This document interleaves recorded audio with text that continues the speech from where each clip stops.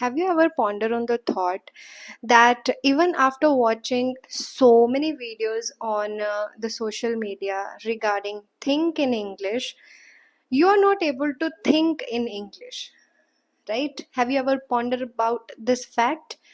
Why you're not able to think in English even after watching so many videos?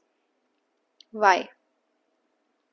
Hi, my name is Amanpreet and I welcome you all on my YouTube channel We Decode English. Today I am going to tell you how would you really think in English and what are the practical ways through which you can really be able to speak in English by thinking in English. Okay, so before jumping right into the video, please like this video and share it to your friends so that they can also improve their English language, and subscribe to my channel because it gives me the motivation to create such kind of content for you guys. So let's quickly dive into the video. So before learning how to think in English perfectly, I have a question for you. Do you know what is thinking? What is thinking? How do you think? आपको पता है आपका brain कैसे सोचता है? कैसे सोचता है? हमें बोल दिया जाता है, everybody is saying that you should think in English because translation is not gonna help you. Okay. I also believe that translation doesn't help us a lot because it really hampers our fluency and confidence, because when we translate from our local language to the another language, which is English, it really hampers our fluency, because then we take more pauses, then we take so much time to think, to translate, and then we are able to speak in English. But I want to ask you a question, that what is thinking? How can you think in English properly? What is the pathway for this direction? What is the pathway to really think in English? So इस video में हम इसको step by step clear करेंगे that what is the pathway, what is the step by step structure जिसको आप follow करोगे, then you will be able to think in English. Okay, so first of all, what is thinking? Thinking हम कैसे कर पाते हैं? आप generally जब सोचते हो, जब अपनी लोकल लैंग्वेज में भी सोचते हो, तो आप थिंकिंग कैसे करते हो? पता है? No, okay, let me tell you this. हमारा ब्रेन हमेशा उस चीज को सोच पाता है जो उसके दिमाग में उसके अंदर ऑलरेडी है. ठीक है, let me take an example here. जब आप छोटे थे, when you were in your childhood, how did you learn your local language? सबसे पहले आपने सुनी अपने पेरेंट्स से, अपने ब्रदर और सिस्टर से, मतलब अपनी फैमिली मेम्बर से, अपने रिलेटिव से आप सुनते थे. ठीक है, आप सुनते थे.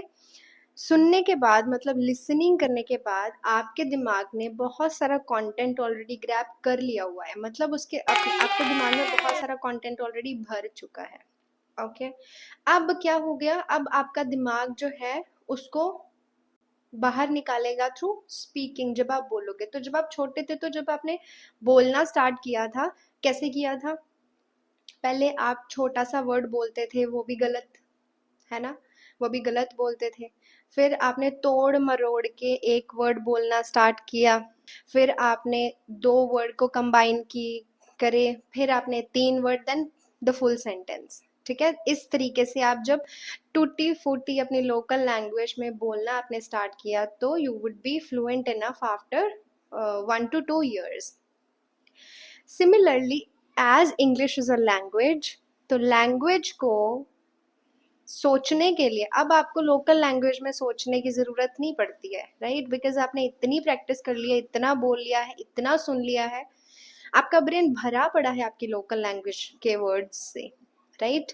तो इसलिए वो स्मूथली आपकी लोकल लैंग्वेज में सोच पाता है. But What is think in English? So the first step to think in English is learn and understand words. अपने ब्रेन को इंग्लिश के वर्ड्स याद करवाओ पहले, ठीक है? अंडरस्टैंड करो वर्ड्स को.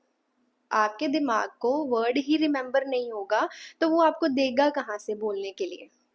तो मैं आपको ये बताना चाह रही हूँ कि जब तक आपके दिमाग में वो शब्द ही नहीं होंगे जिसको आप बोलना चाह रहे हो, आप कैसे बोल पाओगे, आप कैसे सोच पाओगे? हमारा जो दिमाग है वो सोच उसी चीज को पाता है जो उसके अंदर ऑलरेडी फिल्ड है, जो उसके अंदर ऑलरेडी मौजूद है, ठीक है?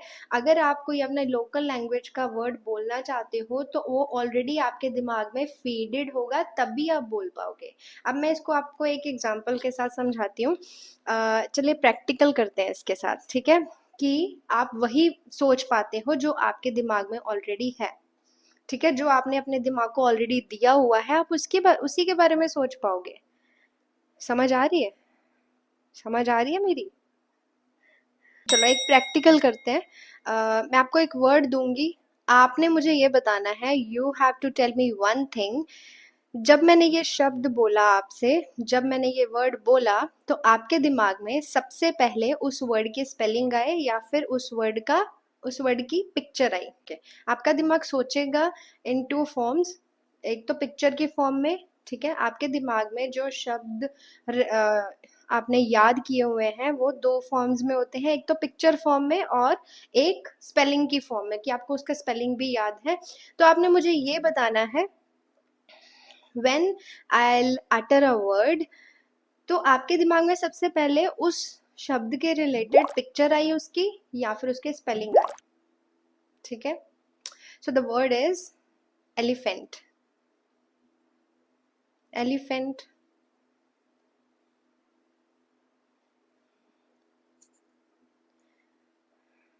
तो जब मैंने एलिफेंट बोला, आपने सबसे पहले क्या सोचा? एलिफेंट की पिक्चर आई आपके दिमाग में, ठीक है? तो अब दिमाग में पिक्चर आई तो आपको समझ में आ गया कि आप किसके बारे में बात कर रहे हो. आपके दिमाग में ऑलरेडी वो इंफॉर्मेशन स्टोर्ड है, ठीक है? इंफॉर्मेशन स्टोर्ड है तो आपके दिमाग को समझ में आएगा. तो उसने एलिफेंट के बारे में सोचना शुरू कर दिया. अच्छा, एलिफेंट ये होता है, ये फॉरेस्ट में रहता है एंड ब्ला ब्ला ब्ला. अब आपको एलिफेंट के स्पेलिंग भी पता है तो वो आपको स्पेलिंग भी बता देगा, ठीक है? स्पेलिंग के बारे में भी सोचेगा. अब मैं आपको दूसरा वर्ड दे रही हूँ. अब मुझे आपने ये बताना है कि इस वर्ड की आपको आपके सबसे पहले ब्रेन में पिक्चर आई या फिर आपके ब्रेन में इसके स्पेलिंग आए. Okay? Serendipity. Serendipity. I am damn sure कि आपके दिमाग में ना तो पिक्चर आई ना उसका मीनिंग आया. आपका दिमाग उसके बारे में सोच ही नहीं पाया. ब्लैंक हो गया ना? हो गया ना ब्लैंक? आपको पता है ये क्यों हुआ? क्योंकि जो शब्द के बारे में आप उसको सोचने के लिए बोल रहे हो उसकी इंफॉर्मेशन दिमाग में स्टोर ही नहीं है. वो कहाँ से देगा? वो ब्लैंक हो जाएगा, ठीक है? तो हमारा दिमाग सिर्फ उन्हीं चीजों को सोच पाता है जो चीजें उसके अंदर ऑलरेडी स्टोर हैं. सो ऑल इन ऑल मैं आपको सिर्फ यही बताना चाह रही हूँ कि थिंक इन इंग्लिश करने से पहले आपको इंग्लिश के जो वर्ड्स हैं, इंग्लिश का जो करेक्ट सेंटेंस स्ट्रक्चर है, उसको अपने दिमाग में स्टोर करना पड़ेगा. थिंक इन इंग्लिश इतना इजी नहीं होता है जितना बना दिया गया है, जितना हमें सुनने को मिलता है. आपको मैं आपको स्टेप बाय स्टेप बता रही हूँ अभी. चलिए अभी स्टेप बाय स्टेप करेंगे कि आपको थिंक इन इंग्लिश पे पहुंचने के लिए,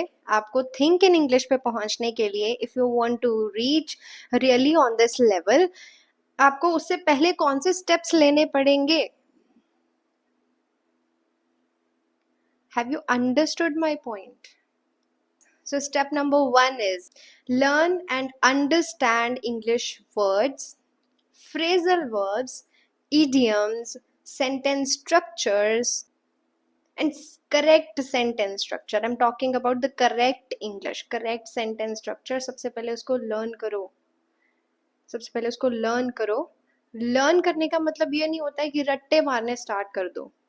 आपको कॉन्टेक्स्ट बेस लर्निंग करनी है। कॉन्टेक्स्ट बेस का मतलब है सिचुएशन बेस आपको वर्ड लर्न करने हैं। अगर आपको किचन के बारे में कुछ इंग्लिश में बोलना है तो आपको किचन वोकैबुलरी लर्न करनी पड़ेगी, उसके वर्ड्स अंडरस्टैंड करने हैं, ठीक है। और इसको भी आपने एक्टिव लर्निंग करनी है। आपको पैसिव लर्निंग पहले, आप एक बार पैसिव लर्निंग कर लोगे उसके बाद एक्टिव लर्निंग से ज़्यादा आपको हेल्प मिलेगी, ठीक है। स्टेप नंबर 2, उसके बाद step number 2 is repeat repeat repeat. Local language कैसे सीखी थी? रिपीट करके ना। इंग्लिश कैसे सीखोगे या थिंक कैसे करोगे? जब तुम्हारे दिमाग को एक्चुअल में पानी की तरह रटा होगा ना वो वर्ड, तो वो सोचने में ऐसे सेकंड लगाएगा, पता भी नहीं चलेगा आपने सोच भी लिया, वो पता ही नहीं चलेगा आपको, ठीक है। वो थिंकिंग लगेगी नहीं थिंकिंग हो रही है। तो आपको रिपीट करना है। if you are sitting in a library, if you are sitting in a school, if you are sitting in your school room, if you are sitting anywhere, you have to repeat the sentences, you have to repeat the sentences, repeat the words, so that आपका जो brain है उसको अच्छे से store कर ले भाई, वो लैंग्वेज को, वो वर्ड्स को अच्छे से स्टोर कर ले, क्योंकि रेपिटेशन इज द की।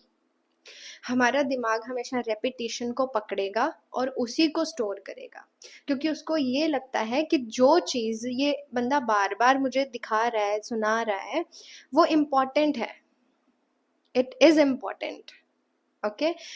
उस थिंग को ही वो रेपिटेशन को ही वो अंदर आपके सबकॉन्शियस में स्टोर करता है। Are you getting my point everybody? Okay. And now the third step will come when you will actually be ready to think in English. Okay क्योंकि मैंने बताया था थिंकिंग कैसे होती है। अगर आपके दिमाग में उस चीज़ के रिलेटेड इंफॉर्मेशन होगी, इंग्लिश के वर्ड्स आपके दिमाग में होंगे, इंग्लिश का करेक्ट सेंटेंस स्ट्रक्चर आपके दिमाग में होगा, आपने अंडरस्टैंड किया होगा, तो ही तुम्हारा दिमाग उसको सोच पाएगा, तो ही तुम्हारा दिमाग थिंक इन इंग्लिश कर पाएगा, अदरवाइज नहीं। So please understand and follow these steps to really think in English, to really be fluent and confident in English. Okay. So अगर आपको लगता है you have lack of words, you don't have words to make sentences, I have uploaded a vocabulary series on my channel. मैंने बताया था कि situation के according word learn करने हैं, तो मैंने आपको सिचुएशनल वोकैबुलरी ही दी है।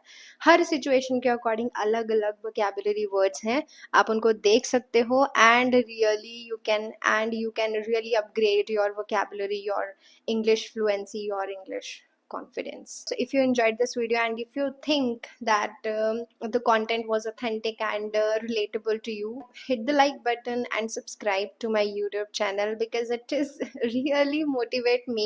I don't know how many times I have to repeat, because it really inspire me to create content for you.